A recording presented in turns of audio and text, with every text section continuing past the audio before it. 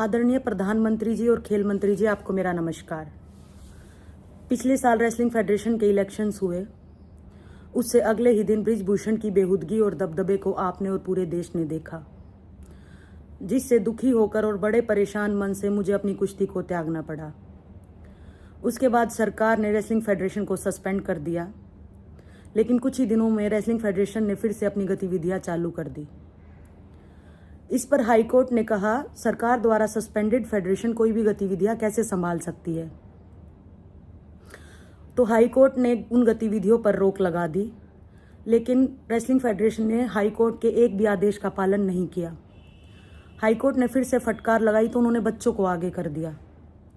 मैं उन बच्चों की मजबूरियां समझ सकती हूँ। उनके आगे उनका पूरा करियर है और वो करियर रेसलिंग फेडरेशन के हाथ में है। सर, मेरा आपसे निवेदन है, अगर आपको ऐसा लगता है कि बृजभूषण के दबदबे वाली फेडरेशन में बच्चियों का भविष्य सुरक्षित है, तो आप रेसलिंग फेडरेशन पे लगा सस्पेंशन हटा दीजिए। और अगर आपको ऐसा नहीं लगता तो आप कोई भी परमानेंट सॉल्यूशन ढूंढिए।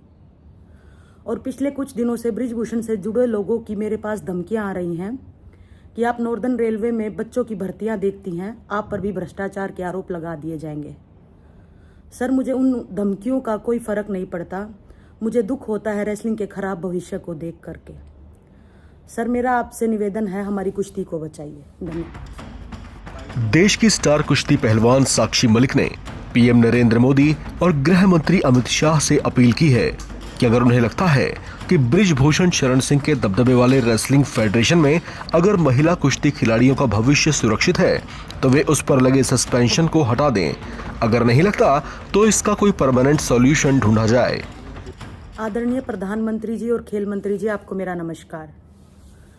पिछले साल रेसलिंग फेडरेशन के इलेक्शंस हुए, उससे अगले ही दिन बृजभूषण की बेहूदगी और दबदबे को आपने और पूरे देश ने देखा, जिससे दुखी होकर और बड़े परेशान मन से मुझे अपनी कुश्ती को त्यागना पड़ा। उसके बाद सरकार ने रेसलिंग फेडरेशन को सस्पेंड कर दिया, लेकिन कुछ ही दिनों में रेसलिंग फेडरेशन ने फिर से अपनी गतिविधियां चालू कर दी। इस पर हाई कोर्ट ने कहा, सरकार द्वारा सस्पेंडेड फेडरेशन कोई भी गतिविधियां कैसे संभाल सकती है। तो हाई कोर्ट ने उन गतिविधियों पर रोक लगा दी, लेकिन रेसलिंग फेडरेशन ने हाई कोर्ट के एक भी आदेश का पालन नहीं किया। हाई कोर्ट ने फिर से फटकार लगाई तो उन्होंने बच्चों को आगे कर दिया। मैं उन बच्चों की मजबूरियां समझ सकती हूँ। उनके आगे उनका पूरा करियर है और वो करियर रेसलिंग फेडरेशन के हाथ में है।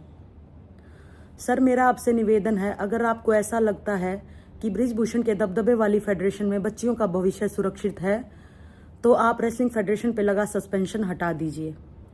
और अगर आपको ऐसा नहीं लगता तो आप कोई भी परमानेंट सॉल्यूशन ढूंढिए। और पिछले कुछ दिनों से बृजभूषण से जुड़े लोगों की मेरे पास धमकियां आ रही हैं कि आप नॉर्दर्न रेलवे में बच्चों की भर्तियां देखती हैं, आप पर भी भ्रष्टाचार के आरोप लगा दिए जाएंगे।